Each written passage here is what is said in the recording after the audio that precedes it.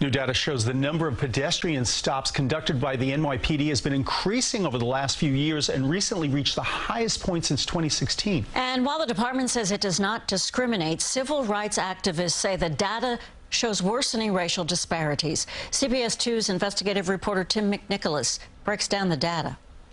While the numbers are going up over the last couple of years, the NYPD is stopping far fewer pedestrians than they were 12 years ago. But stop and frisk is still a major concern for people all over the city.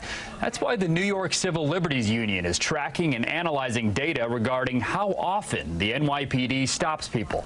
The numbers show in the second quarter of this year, the NYPD stopped more than 4,300 pedestrians, the highest total for any quarter since 2015, according to the New York Civil Liberties Union. They're creeping up.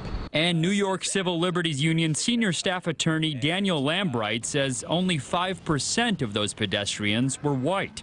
The data does not show how often pedestrians were questioned or frisked. Stops are incredibly dehumanizing. They mark people as second-class citizens, especially when there's a racialized component to that. In a statement to CBS 2, the NYPD said officers carry out their work without consideration of race or ethnicity. The department says more than 50 years ago, the Supreme Court established an officer's right to stop, question, and possibly frisk someone.